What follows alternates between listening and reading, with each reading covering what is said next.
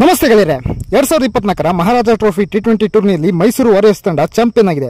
ಭಾನುವಾರ ಚಿನ್ನಸ್ವಾಮಿ ಕ್ರೀಡಾಂಗಣದಲ್ಲಿ ನಡೆದ ಫೈನಲ್ನಲ್ಲಿ ಬೆಂಗಳೂರು ಬ್ಲಾಸ್ಟರ್ಸ್ ವಿರುದ್ಧ ಕರಣ್ ನಾಯರ್ ನಾಯಕತ್ವದ ಮೈಸೂರಿಗೆ 45 ರನ್ಗಳ ಭರ್ಜರಿ ಗೆಲುವು ಲಭಿಸಿತ್ತು.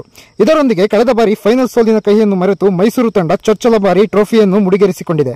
ಫೈನಲ್ನಲ್ಲಿ ಮೊದಲು ಬ್ಯಾಟ್ ಮಾಡಿದ್ದ ಮೈಸೂರು ತಂಡ ಎಸ್ ಯು ಕಾರ್ತಿಕ್ ಮತ್ತು ಕರಣ್ ನಾಯರ್ ಹಾಗೂ ಮನೋಜ್ ಬಾಂಡಿಗೆ ಅವರ ಸ್ಫೋಟಕ ಆಟದ ನೆರವಿನಿಂದ 20 ಓವರ್ನಲ್ಲಿ 4 ವಿಕೆಟ್ ಕಳೆದುಕೊಂಡು 207 ರನ್ ಕಲೆ ಹಾಕಿತ್ತು.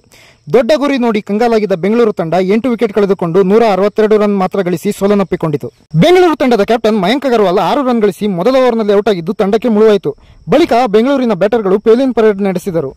ಈ ನಡುವೆ ಕ್ರೀಸ್ನಲ್ಲಿ ಏಕಾಂಗಿಯಾಗಿ ನಿಂತು ಅಬ್ಬರಿಸುತ್ತಿದ್ದ ಎಲ್ಆರ್ ಚೇತನ್ 10ನೇ ಓವರ್ನಲ್ಲಿ ಔಟ್ ಆಗುವುದರೊಂದಿಗೆ ತಂಡದ ಗೆಲುವಿನ ಕನಸು ಭಗ್ನಗೊಂಡಿತು. ಅವರು 32 ಎಸೆತಗಳಲ್ಲಿ 3 ಬೌಂಡರಿ ಹಾಗೂ 4 ಸಿಕ್ಸರ್ನೊಂದಿಗೆ 51 ರನ್ ಸಿಡಿಸಿದ್ದರು.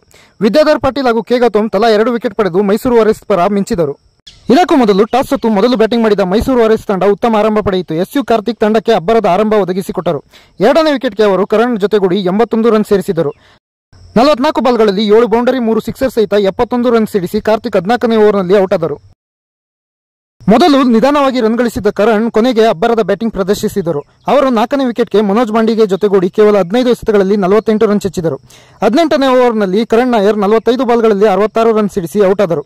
ಕೊನೆ 3 ಓವರ್ಗಳಲ್ಲಿ ಆಕ್ರಮಣಕಾರಿ ಬ್ಯಾಟಿಂಗ್ ಮಾಡಿದ ಮನೋಜ್ ಕೇವಲ 13 ಬಾಲ್ಗಳಲ್ಲಿ 2 ಬೌಂಡರಿ ಮತ್ತು 5 ಸಿಕ್ಸರ್ಗಳೊಂದಿಗೆ 44 ರನ್ ಸಿಡಿಸಿ ತಂಡವನ್ನು 200ರ ಗಡಿ ದಾಟಿಸಿದರು.